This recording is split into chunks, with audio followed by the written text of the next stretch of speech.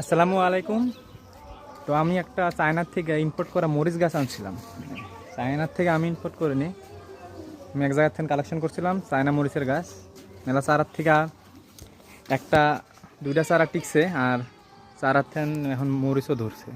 তো আজকে আপনাদেরকে দেখাবো হলো ডাইরেক্ট চায়না থেকে আনা মরিচের গাছের মরিচ। আর এই গাছ আমার বাড়ির কাছে, এই যে এই জঙ্গলের ভিতরে আছে। অনেক লাগাইছিলাম, সব মারা গেছে, ঠিক না শয়তান? এদিকে আয়। তো এই আমার সেই চায়না মরিচ, আর এই মরিচ এখন একটু এখনো ফুলি ভালো মতো হয় নাই। এই মরিচগুলা অনেক বড় বড় হয়, এই সাইজের মোটা মোটা মরিচ হয়। আর এই জন্য এই মরিচগুলো আমরা লাগাইছি অনেক দূর থেকে নাই না। হয়তো আপনারা মনে করবেন যে চায়নার থেকে কিভাবে আমরা মরিচের বীজ সংগ্রহ করছি।